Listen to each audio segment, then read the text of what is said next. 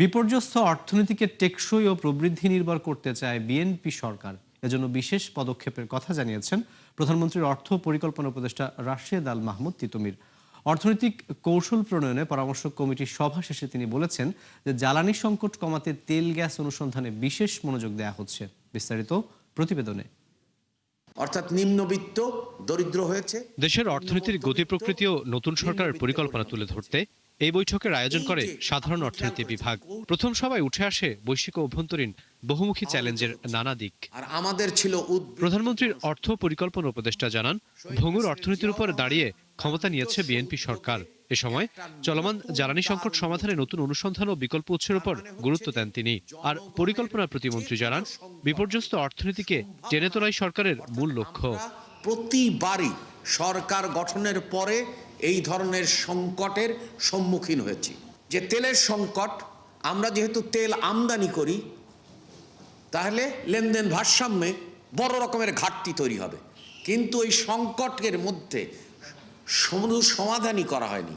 একটা বিদ্যমান যে সংকটপূর্ণ অবস্থা এবং আমরা যেটা পেয়েছি একটা ভঙ্গুর অর্থনৈতিক বিপর্যস্ত অর্থনৈতিক ব্যবস্থা, সেটা থেকে পুনরুদ্ধার চাচ্ছি এবং তারপরে আমরা একটা সমৃদ্ধির দিকে কিভাবে যাবো তার পরিকল্পনা নিতে চাইছি। সভায় বিগত দিনে প্রকল্পের নামে সরকারি অর্থের হরিলুটের চিত্র তুলে ধরে উপদেষ্টা জানান, আওয়ামী সরকার মিথ্যা প্রবৃদ্ধির বয়ান দিয়ে জনগণকে ধোঁকা দিয়েছে।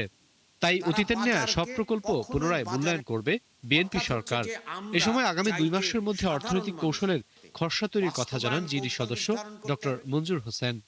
আমরা লক্ষ্য করেছি যে অতীতে যে বয়ান তৈরি করা হয়েছে এবং যে লক্ষ্যমাত্রা ধার্য করা হয়েছে তার সাথে বাস্তবের কোনো সঙ্গতি ছিল না এবং সেগুলো মিথ্যার বেশাতি হয়েছে এবং মানুষকে এমনভাবে কল্পনার সাগরে ভাসিয়ে দেওয়া হয়েছে যার সাথে বাস্তবতার কোনো মিল ছিল না।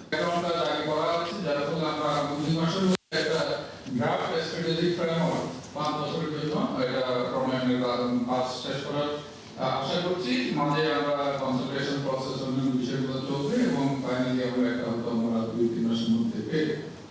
সভায় চড়া মূল্যস্ফীতির জন্য আওয়ামী সরকারের ভুল পরিকল্পনা ও লুটপাটকে দোষ দেন বক্তারা। নিম্নবিত্তে পরিণত হয়েছে। রাকিব আল জাবেদ, ৭১, ঢাকা।